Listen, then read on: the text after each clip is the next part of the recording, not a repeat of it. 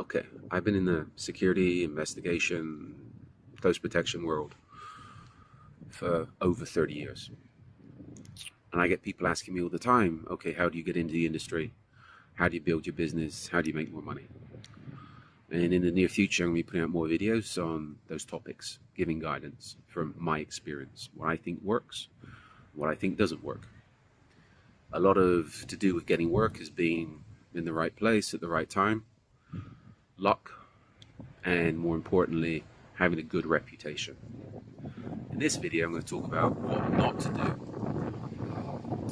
And one thing that I find amusing and also very pathetic is people that put their whole life online. They put their private life online. To start with, your private life is your private life. You don't put anything to do with your private life online. To me, that's a major security violation to start with. Secondly, nobody cares about your problems. I know today, it's in the woke world that we live in, everybody's into the wokeness and the empathy and everything else.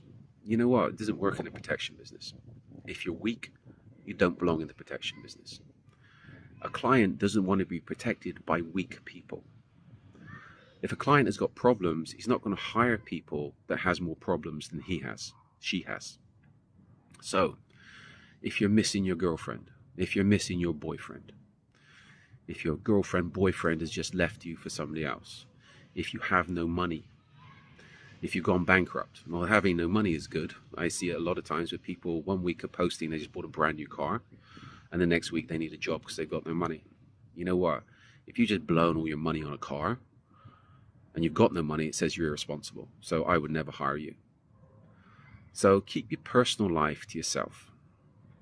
If you have alcohol issues, depression issues, etc., keep it offline. Do you honestly think a client is going to hire somebody that's depressed to protect them? Are you going to hire somebody with emotional issues to protect you, look after you, your family, and your assets? If that person has, as I said, more issues than you and can turn out to be a liability, not an asset.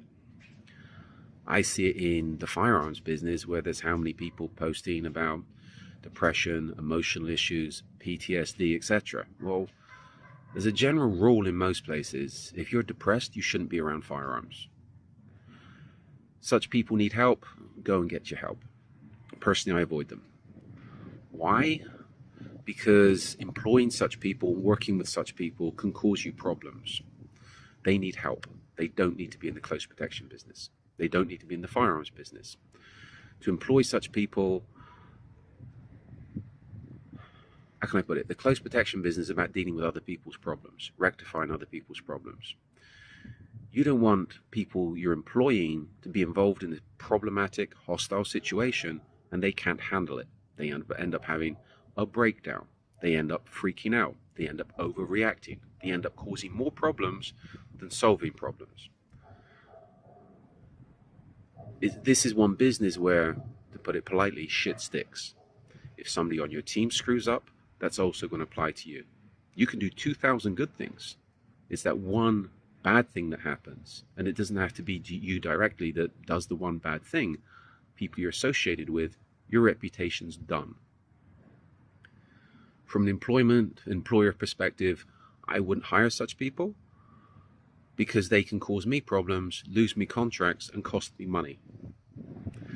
So if you have personal problems, and everybody has problems, keep them to yourself. And think about it from the client's perspective. Think about it from a client's perspective. If you're hiring people to protect you, and this is common sense, if you're hiring people to protect you, you don't want weak people to be protecting you, right? You don't want people with more problems than you to be protecting you. So, if you want to be woke, if you want to be emotional, go find another industry because you don't belong in the close protection industry. You shouldn't be in the firearms industry. Please go and do something else. And if you're looking to get in the industry, be very careful what you put online and be very, very careful who you train with and associate with. because other people's reputations can destroy your reputations. So I hope that makes sense, because to me it's common sense.